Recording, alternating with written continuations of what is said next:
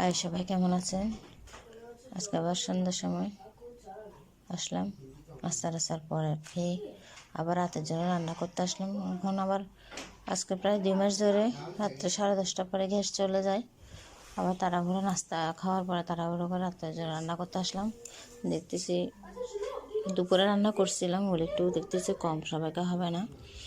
তাড়াতাড়ি 4টা ডিম সিদ্ধ দিয়ে দিলাম। ডিম সিদ্ধ আবার ডিমগুলো ছুলে নিলাম, ছুলে তারপরে একটু লাল লাল করে ভেজে নিলাম। আমার ছোটো ছেলে আবার ডিম এরকম সিদ্ধ খায় না, ওর জন্য একটা ভাজি করে ওটা চুলে দিয়ে দিব।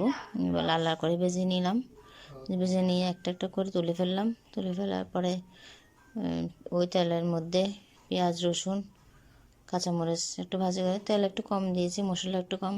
ডাক্তারে আমাকে একটু মশলা তেল কম খেতে বলছে, এই জন্য পেঁয়াজ টিয়াজ দিয়ে ভাজা করে হলুদ মরিচ লবণ দিয়ে কষিয়ে পেঁয়াজ পাতাও দিয়েছি, পেঁয়াজ কলি বলে, আর টমেটো দিলাম। একটু ভালো করে বলক আসার পরে ডিমগুলো দিয়ে দিলাম। ডিমগুলো দেওয়ার পরে একটু ঝোলটা একটু ঘন হয়ে আসছে, চেক করে দেখছি লবণ মরিচ ঠিক আছে কিনা, দিলাম সব ঠিক আছে।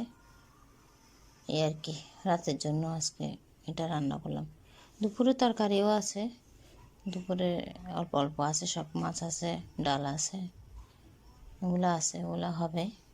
তারপরেও আপনার একটু কম হবে, এই জন্য আবার ডিম একটু করলাম আর কি। কারণ খেতে বসলে তরকারি কম পড়লে ভাত তো খাওয়া যাবে না।